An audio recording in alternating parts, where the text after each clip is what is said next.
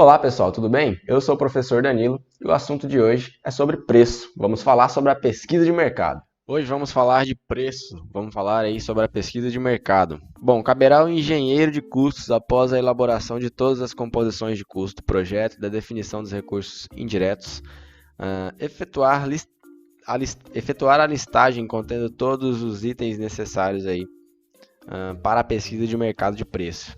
E nessa lista tem que abranger aí os preços de mão de obra, materiais, equipamentos, subempreiteiros e os transportes. Então nós vamos ver durante essa aula tudo sobre esses 5 itens aí, né? Vamos falar um pouquinho sobre cada item. Assim deve-se elaborar uma relação de insumos básicos que seja mais fiel possível em relação ao objeto da licitação ou da obra, de maneira a garantir aí o valor do orçamento e maior fidelidade possível ao custo final. Deixar sempre para o BDI a função de avaliar taxa de risco e acréscimo ou reduções daí provenientes. O que ele quer dizer? O que esse texto aqui quer dizer? Lembra que eu falei que o BDI ele é o benefício e as despesas indiretas, certo? Então o benefício é o seu lucro, é quanto você vai lucrar nessa obra. Porém, as despesas indiretas são aquelas despesas que nós não sabemos quais são. É necessário para elaborar a obra, para executar a obra, porém ela não incide diretamente no custo da obra, no preço da obra. Então, nós não podemos saber quais serão esses custos indiretos, mas eles existirão. Então, o que ele quer dizer aqui? Para você elaborar um bom orçamento, se você elabora um bom orçamento, se você faz uma cotação dos custos aí quase perfeitamente, você vai ter um bom orçamento, então você vai ter um bom custo direto. Quando você tem um custo direto quase que perfeito, o seu BDI ele não tem tanta necessidade assim de ser grande. Por quê? Porque o seu BDI vai envolver somente o seu lucro, e o seu lucro vai variar aí de 7 a 12% mais ou menos, tá? Então, quanto mais você capricha no orçamento, quanto mais perfeito é o seu custo direto, menor é o seu BDI. De certa forma, menor é o preço da sua obra, e isso fica a favor na hora de competir em licitações. Então vamos falar do custo da mão de obra. Ao elaborar o orçamento de uma obra, deve-se adotar para custos da mão de obra, preferencialmente escala de salários, adotadas por cada construtora. Pode ser adotada a tabela dos sindicatos profissionais da região. Então aí, quando você for elaborar o seu orçamento, você vai fazer aí a contabilização dos custos da mão de obra, você vai adotar o salário do seu pedreiro, do seu mestre de obras e do seu servente, conforme aí a tabela do sindicato ou qualquer outra fonte. O engenheiro de custo deverá ter à sua disposição, se possível por região, tabela de custo de mão de obra da empresa atualizada, fornecida aí pelo RH. Beleza? Isso é tranquilo. Então aqui temos uma imagem dos construtores, certo? Exemplificando a nossa mão de obra que nós temos aí nas nossas obras. Temos aqui outro construtor. E aqui temos aí o pintor, o metalúrgico, o encanador e o eletricista. Fora outros serviços que nós teremos aí, como o serviço de aplicação de gesso, enfim. Tá? Temos vários serviços e todos esses serviços encaixam na mão de obra do nosso orçamento. Então, mão de obra não é só construtores, mão de obra é todos os serviços que nós teremos aí na construção. Bom, deve-se considerar ainda, além do vale transporte que é previsto em lei, quando não existir transporte próprio de pessoal, outros eventuais como o auxílio alimentação, seguro, saúde, etc. Isso tudo tem que estar dentro aí do custo da sua mão de obra. Lembrar sempre de inserir esses itens. A quantidade de horas de trabalho por mês vai depender aí do acordo entre patrões e empregados da sua construtora ou do seu escritório. Vai variar aí conforme o comum, o padrão. Acredito que varia de região, mas de segunda a sexta das 7 às 11 e das 1 às 5. 7h30 às 11h30, 1h30 às 5h30, isso aí vai variar. O importante é você saber que eles vão trabalhar 8 horas por dia, e isso também é importante quando você for lançar lá no seu orçamento. Bom, então define-se por encargos sociais todos os impostos incidentes sobre a folha de pagamento de salário, ou seja, não basta ter o custo da sua mão de obra, você vai ter também o custo dos impostos que incide nesse pessoal, né, no pagamento de salário da mão de obra. Então isso também você tem que prever. Na maioria das vezes, os custos das leis sociais será embutido nos próprios salários, devendo ser calculado como um percentual deste. E é realmente o que acontece. Geralmente o salário ele vem bruto, né, já com todos esses custos aí. Beleza, falamos de mão de obra, agora vamos para a parte de material. A pesquisa de mercado para conhecimento do valor da aquisição desses materiais deverá ser feita na sua região, onde desenvolverá a sua obra, onde será construída a sua obra, certo? Entretanto, essa pesquisa deverá ser comparada com outras regiões também. Por exemplo, você vai executar a região, eu hoje estou na região do Vale do Araguaia, no Mato Grosso.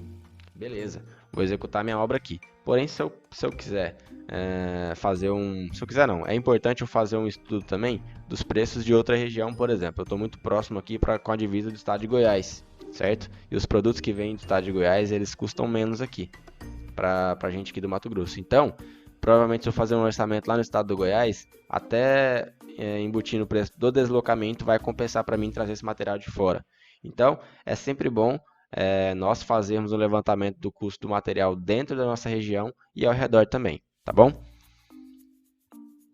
Então aqui temos exemplos, nosso material, né? O nosso tijolo, telhas, madeira, aditivos, cimento, areia, enfim, tudo isso é os nossos materiais. É importante, ao elaborar essa pesquisa, que se disponha das quantidades e das especificações corretas dos materiais. Isso é muito importante. Quantidades que serão adquiridas de modo a se obter proveito da negociação de preços. Então, veja só, alguns materiais aí como cimento, ferro e o agregado, se você compra em grande escala, muitas vezes com poucas possibilidades de serem encontrados no local da obra, a pesquisa deverá ser feita e desenvolvida também junto a fontes produtoras. Ou seja, o cimento, o ferro e o agregado provavelmente são os materiais que você mais utiliza na sua obra. Seja a sua obra um barracão, seja a sua obra uma construção residencial, enfim. Provavelmente são os materiais que você mais vai utilizar. Então, se você compra diretamente da fonte geradora, né, da usina de concreto, da usina do ferro, da usina do agregado, provavelmente você vai encontrar um preço melhor. Por quê? Porque você vai comprar em grande escala. E isso te ajuda bastante, isso faz com que seu orçamento você tenha uma economia aí. Isso é importante, muito importante. Talvez é a forma mais inteligente de se diminuir o custo da obra, fazendo assim, comprando em grandes escalas diretamente da fonte geradora. Continuando, da pesquisa de mercado com o mínimo de 3 fornecedores, tá? Então aí você vai descrever aí o detalhamento do material com a unidade, a quantidade de consumo, o preço desse material, incluindo os impostos já do fornecedor e a condição de pagamento. Sempre é importante você ter orçamentos de vários fornecedores, não somente só de um, tá? No mínimo 3 aí. Para quê? Provavelmente o cimento que é aqui do lado da sua casa vai ser outro preço lá do outro lado da cidade, né? Então, de forma que se você obtém aí a pesquisa dentro da sua cidade, tenho certeza que até mesmo dentro da sua cidade vai ter uma variação de preço aí de um saco de cimento. Então, agora você imagina de regiões, né? Então, por isso é importante você pesquisar em mais de um local. No caso em que haja uma desigualdade extrema entre os preços coletados, deve-se efetuar a cotação junto a outros fornecedores, né? De modo a que você garantir aí que esse valor seja um valor válido.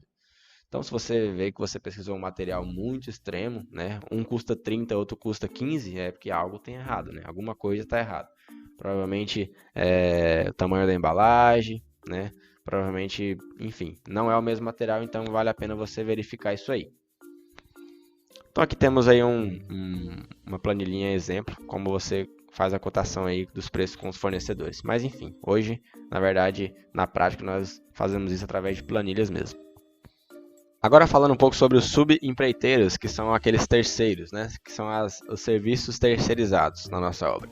Quando convier ao construtor subempreitar, ou seja, terceirizar algum serviço, mesmo aqueles prestados por transportadores autônomos ou de empresas, deverá proceder à pesquisa de mercado, preferencialmente na região. Vamos lá, não é porque é um serviço terceirizado que nós não vamos pesquisar, ok?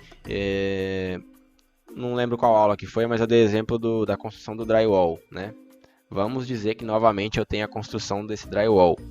E o meu construtor ele não quer fazer, ele vai querer terceirizar a construção desse drywall. Então eu vou fazer uma cotação, né, das equipes especializadas que tem na minha região e que tem em volta da minha cidade, na verdade, né? Para mim fazer uma pesquisa de preço com eles também, certo? Não só construtores e mão de obra, como também materiais, nós temos que fazer isso. Então, por que não fazer com equipes terceirizadas também? Então, sempre fazer uma cotação.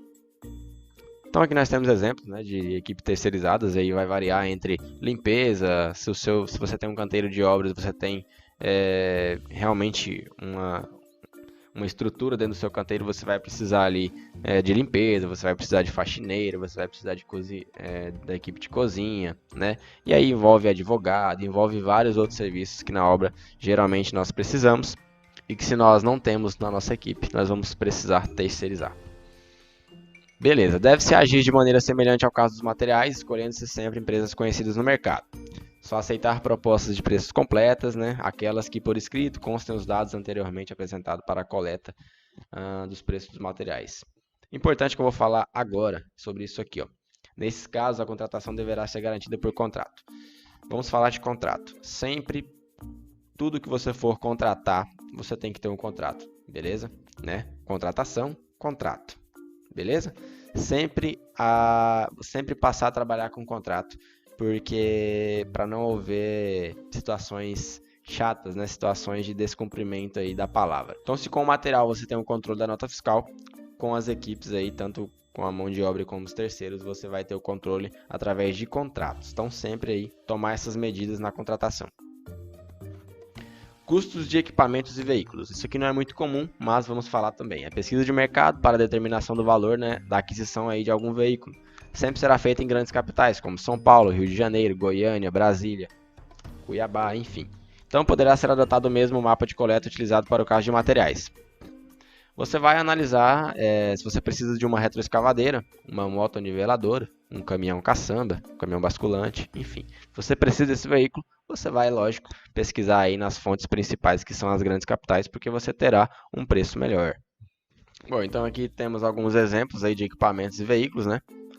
Eu citei os veículos, mas aí também temos a betoneira, nosso andaime, uma furadeira, um sapo compactador, um compressor, uma máquina de corte, então enfim. Todos os materiais, todos os equipamentos, na verdade, e veículos, caso você precise comprar para a sua construção, é sempre bom que você procure aí fontes primárias, né, que é onde o preço será um pouco mais em conta. Então aqui temos exemplo aí, nossa pá carregadeira, um maquinário mais pesado, e agora vamos falar sobre os transportes. Os custos dos transportes podem ser encarados de duas maneiras. Vamos lá. Isto é, para o caso do emprego de veículos próprios, quando você tem a sua frota, quando você tem a sua carreta ou seu caminhão, é você quem vai buscar o material, ou para a contratação de terceiro, que nós chamamos de frete, tá? Então aqui uma opção é você ter a sua frota de caminhão e a outra opção é você ter o frete, beleza? Para grandes empresas que já tem aí uma grande, como eu vou dizer, grandes obras, né? Muitas obras ao mesmo tempo, né? Um grande fluxo de obra compensa ter a frota de veículo. Agora, para quem está começando, para empresas pequenas, é sempre bom você terceirizar.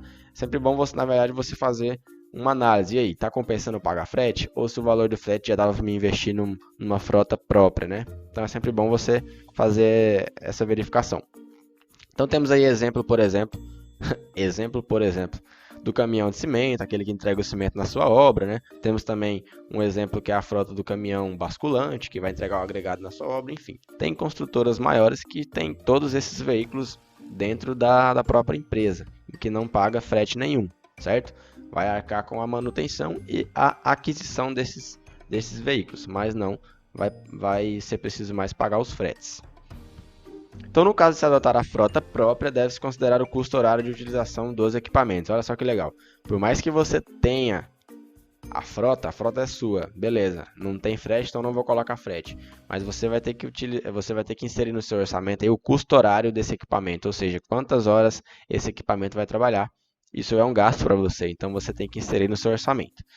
Enquanto para a contratação de terceiros, deve-se considerar a metodologia definida nessa contratação, que são os fretes aí por quilômetros rodados ou por tonelada, tá?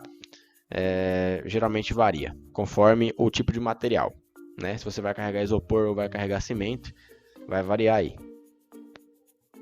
Então deve-se atentar para o fato de que, se tratando de transportes com terceiros, existirá normalmente por parte do carreteiro cobrança de uma distância mínima de transporte. Prever o valor de ida e o valor de volta. Sempre muito importante isso, né? Na verdade vai depender muito da negociação. Às vezes o frete é só realmente a vinda, a ida provavelmente já fechou com outra empresa, ele já vai levar outro material, então acaba ficando em conta para você também. Mas isso aí é questão realmente de negociação em relação a cobrança mínima de distância e também em relação ao valor de ida e volta. Pessoal, a aula de hoje era isso. Qualquer dúvida, podem perguntar, comentem no vídeo ou então acessem a webconferência toda terça para que a gente possa estar tirando essas dúvidas, beleza? Um grande abraço e até a próxima aula.